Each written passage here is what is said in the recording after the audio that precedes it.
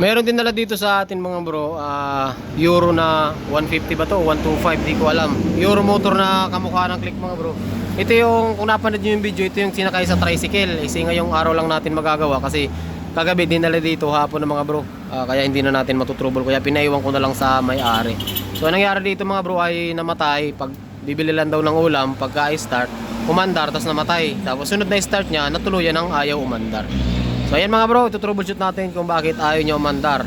Yan, so bago natin umpisahan, syempre yung mga bago pa lang dito sa ating channel, huwag nyo pong kalimutan mag-subscribe para po lagi kayong updated tuwing mag-upload po tayo ng mga panibagong video.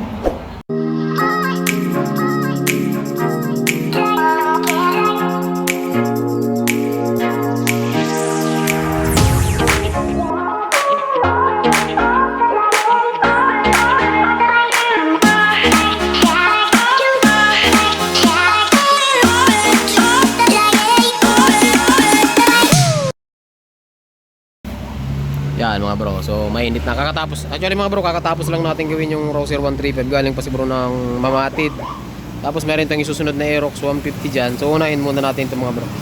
Pakita ko muna sa inyo siyempre, bago natin umpisahan mga bro. Ayan. Ayan, ganda oh. Walang sinabi yung Honda Click dito mga bro sa display. Lalo na yung 116 nila na bagong labas na FI na. So ito, kagabi kasi mga bro, hindi naman to putol. Ayan oh, yan bro, dun sa may-ari. Kagabi pag bihit kong ganyan, natuluyan oh. Sira na yung throttle cable. So palitan na lang natin. Yan, kung nakita niyo mga bro, mayroong display. Bukan natin. Pindutin mo nga. Preno.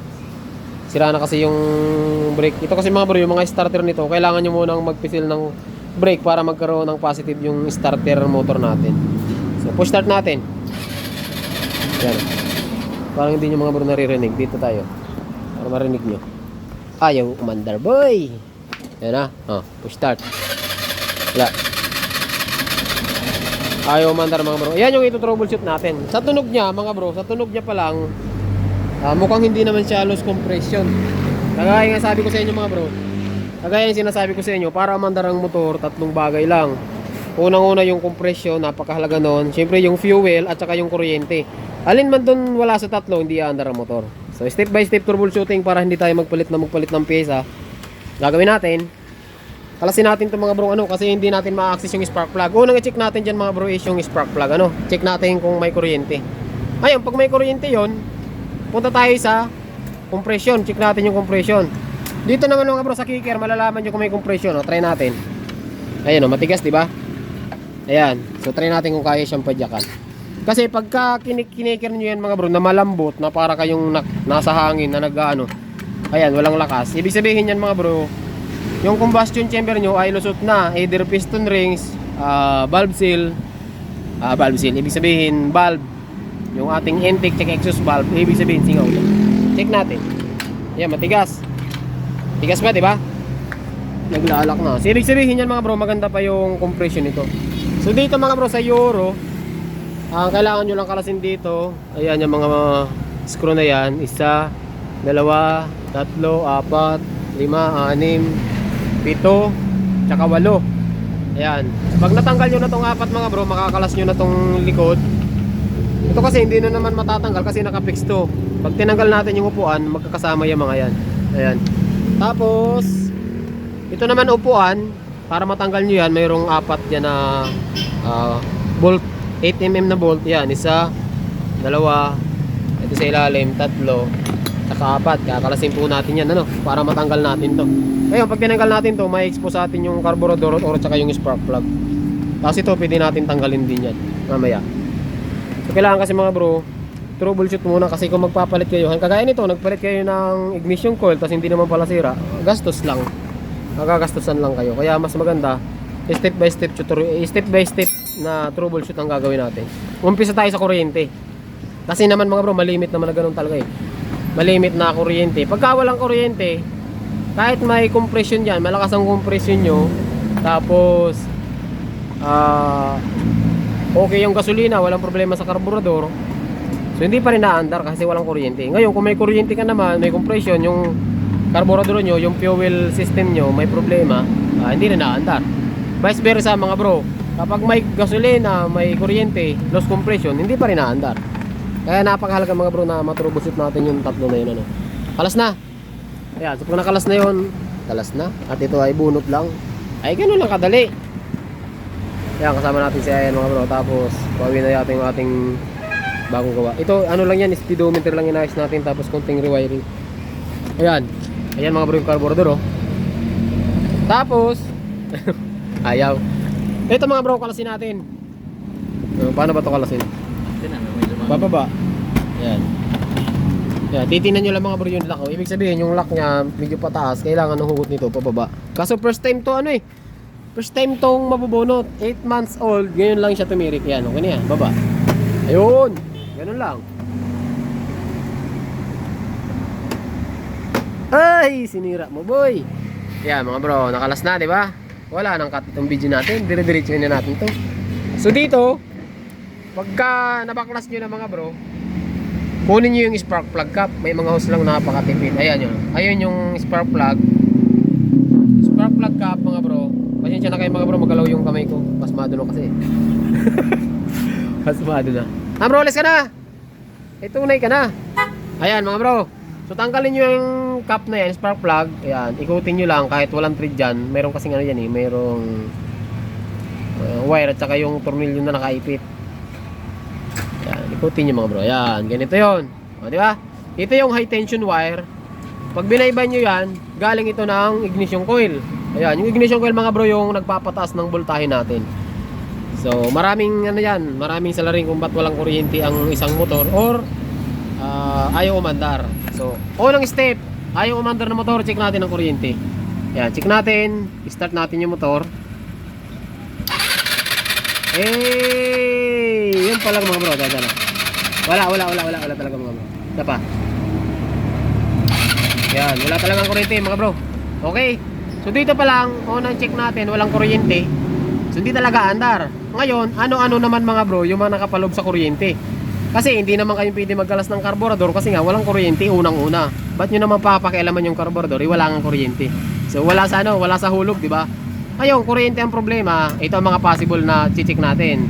Ignition coil, CDI, stator, kasi yung pulser natin kapag kasira yun, wala talagang kuryente nga lalabas. Tsaka wirings. Yun lang ang i-check natin dyan. Ignition coil, CDI. Sige bro, ingat. Ignition coil, CDI, pulser, at tsaka yung wirings natin. Ngayon, ito kasi mga bro ay naka-primary type. Okay, naka-primary type po yung mga ganitong motor. So kakalasin natin mga bro yung unahan.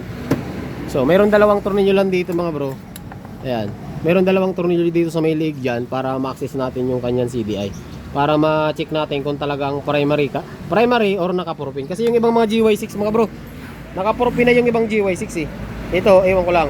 Pero mukhang, ito kasi, nakakita na ako kanina dito ng red na may stripe na black. Ibig sabihin yan, primary type po yan. So, hindi siya naka-battery operated. Yan, nakalasin natin. Tunay ka pala magkalas niya na. Tingnan natin. Charan! Ito yung class relay. Yung kabitan ng CDI, naputol na. Ito yung kabitan ng CDI, naputol na. Ayan, yun! Ito mga bro, yung CDI. So pagka ganitong CDI maliit, ibig sabihin naka-AC yan. Stator drive po yan. No, stator drive. So tuturo ko na rin sa inyo mga bro yung linya nito para tuloy-tuloy na tayo. Yung pula na may itim, yan yung primary galing ng stator. Okay? Primary yan. Ito yan oh. Yan. Ito yung wire na yan. Diba? Tapos, yung sa taas na itim, yan yung kill switch.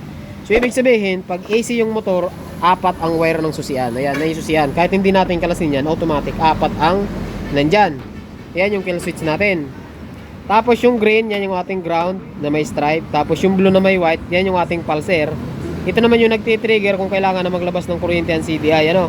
Tapos yung itong black na may stripe na puti or yellow. Minsan kasi yellow yan eh. Ito yellow yan. Yellow pala. Yung black na may stripe na yellow, yan yung papunta ng ignition coil. Ito yan. Ayan o. Ayan yung coil. Yan. So ngayon, ang unang-unang natin i-check dahil walang kuryente mga bro.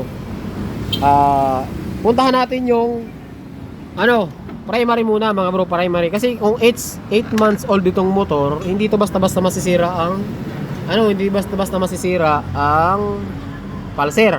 Pero possible pa rin yun. Pero dito muna tayo sa primary. Itong primary mga bro, bunutin natin yan. Bunutin natin. Kalasin mo. Bubunutin natin yan mga bro. Kasi doon nga sa sinabi ko sa inyo mga bro, nandun lang yung sira nun. Coil, pulser, or stator, CDI, or wirings. Nandun lang yun sa apat. Kailangan lang natin hanapin kung nasaan doon. Unang check natin ay primary. Okay? Patayin ng wire. Kuha kayo ng wire. Ito mga bro, kuha tayo ng wire. Ikabit nyo to sa negative. Ikabit nyo sa negative mga bro. Ikabit nyo sa negative. Kikis-kisin natin to kung mayroong lalabas na kuryente. Normally kasi mga bro, ang primary dapat mayroong kuryente yan. Kikis-kisin natin. Ay tunay! Ayan. Kisin natin. Ayan, malakas oh. Malakas, di ba? Ngayon, nakakabit sa negative. I-startin mo. Kailangan yung mga bro paikutin yung motor. Kailangan check natin kung mayroong nalabas na kuryente. Okay. Ay, wala talaga mga bro, wala. Okay, sa kabila. Wala talaga mga bro. Ito kasi, di ba, dalawang wire. Ito yung binunot, ito yung papunta ng CDI mismo. Ito naman yung galing ng stator. So, kagaya niyan, wala siyang nilalabas na kuryente. So, possible na sira yung stator. I-check natin yung pulser. Kunin mo nga yung tester. Kunin natin yung tester mga bro. Check natin. Sukatan muna natin ang resistance itong kulay blue na ito mga bro. Pero yun, na-check natin, yung primary niya, wala. Walang supply. So, walang supply na pumupunta sa CDI. Possible na maganda pa yung CDI nito mga bro, wala lang supply. So, stator ang problema nito. Pero mayroon tayong technique dyan mga bro. Alam nyo naman, nandyan yung 4-pin CDI leaf fan. Pwede natin i-convert yan. Malimit ginagawa natin yan sa TMX. Ayan, gamit tayo ng multimeter tester. Set natin sa ohms. Ayan. Yan, kilo ohms. Set natin. Ito mga bro, pagka bumaba ng 115, sira na yung ano na yan, sira na yung pulser. Patay-patay na makina niyan. Pero kapag ka 120 pataas, na hindi siya umabot ng 300, maganda pa yung condition ng pulser na yan. Ano, kalas na? Ay good. Ito. Ha? Sure?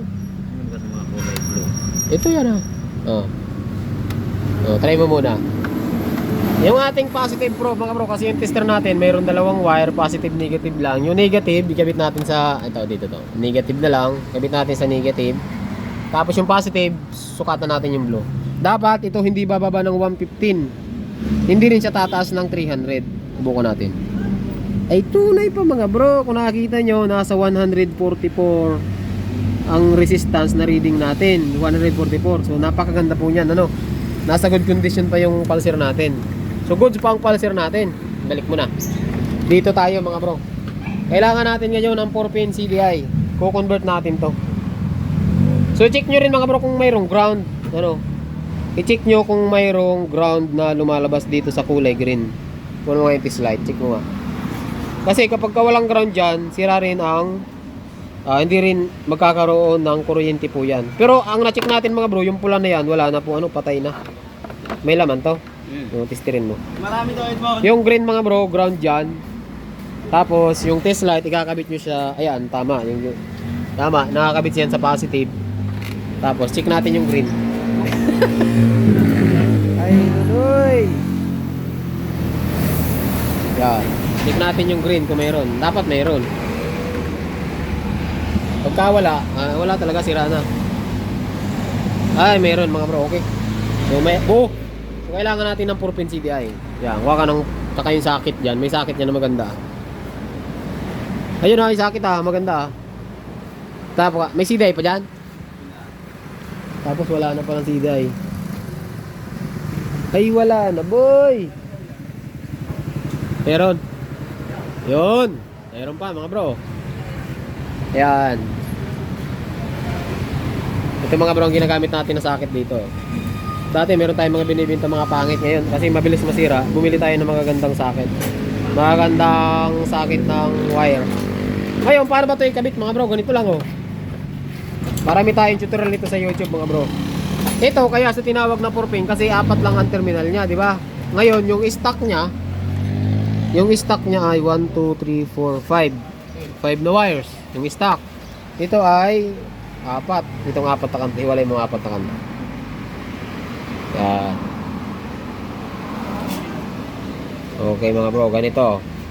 Diba, apat yan. Pag nakaharap sa inyo yung CDI, ganitong itsura niyan. Ang wirings nitong 4-pin CDI, ito mga bro ay main galing ng dapat accessory wire kasi iba battery operated natin. Ito ay accessory wire. Yung sa taas ay ignition coil. Okay? Yung dilaw, yan yung ating ground. Yung dilaw yung ating ground. Tapos ito yung ating pulser. Ayan. So ganun ang wirings niya. Ito naman, pinaliwanag ko sa inyo. Pulser, blue, kabit natin. Basta ito mga bro ha. Pulser, ground, accessory, main, tsaka yung ignition coil. Papuntang ignition coil. So, ito naman, ikakabit lang natin dito yan. So wag na lang natin putulin mga bro.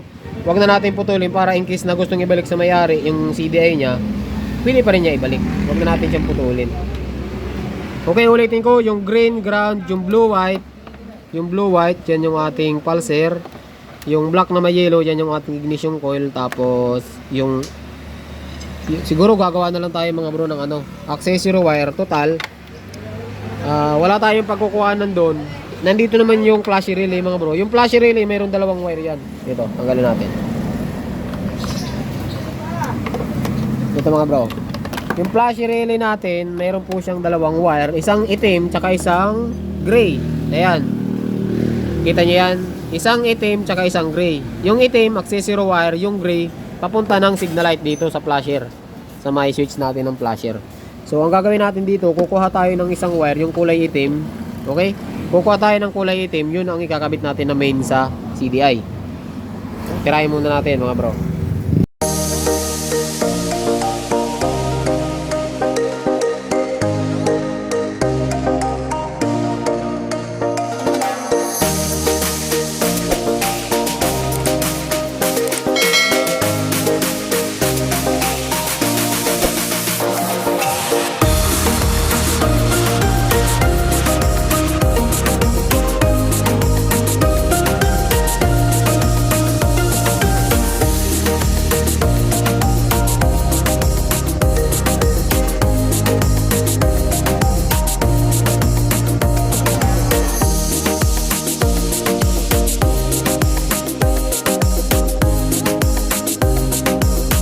Yan mga bro, so bali nakabit na natin yung 4-pin.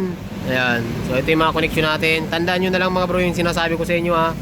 Ayan, yung connection yan, main, ground, pulser, at saka coil. Ayan, so subukan natin mga bro. Mamaya na natin i-tape, or nakashrinkable naman yan mga bro. Mamaya natin tirahin. Tapos subukan muna natin kung mayroong kuryenteng lalabas. Okay? Para hindi na si bro bumili ng stator. Ito mga bro, ang totoo, ang sira stator, hindi yung CDI sira. Kaso nga walang main, kaysa bumili siya ng stator, mahal. Ang CDI, magkano to? 350. Ha? Oo, 350 lang. Ang stator, hindi ka makakabili ng 350. So dito na tayo. Ayan. Ayan, kahit bunutin mo na yan. Okay naman siya lang siya nakakabit kasi nakahang lang naman siya dun eh. Okay mga bro ha. So, naka 4-pin CDI na tayo. Hindi siya naka-AC, naka-battery operated na po siya. So, moment of truth, try muna natin tong kung may kuryente. Sting. Ay, napakalakas mga bro. Okay na. Kita nyo ba yung mga bro? Or naririnig nyo ba yung ganong kalakas na 4-pin CDI? Wala tong limit mga bro. Isa pa. Okay, malakas. Nararamdaman ko sa kamay. So, ibalik muna natin mga bro. Ibalik muna natin yung spark plug. Basic lang yung troubleshooting mga bro, ano? Pagka ganon. Ano, ayaw mandar? Kaya mga bro, mekaniko ko dito. Coco Martin. Coco Lambert. Busdani Coco Lambert. Coco Jam. Coco Lambert. Ayan, gamit natin mga bro. Oho. Dinan mo sa bahayan bro. Pero hindi naman tayo sa takbo yan ha. Ayan. Ikaw ang pag-ibig na nananatili. Masikip lang talaga itong mga ganitong motor mga bro. Pero troubleshoot lang ang kailangan natin dyan mga bro. Para kasi kung magpalit kayo na magpalit, gagastos lang kayo ng gagastos. Kung talagang magpalit kayo, yun sigurado. Ito ang sira, stator. hindi CDI sira nito. Ang ginawa natin ay conversion lang. Okay na? Alright na. Oh, try natin mga bro ha. Sting. On. Yan, on. Pindot ng preno. Start. Ay wala pa rin mga bro. Gasolina natin. Ha? Okay, pindutin mo yung clutch. Ayan yan. Ay tunay na mga bro. Mababa lang ang minor. Naandar ba? Yan, naandar. Wala lang kable oh. Walang kable pero naandar siya oh. Maingay lang. Ano?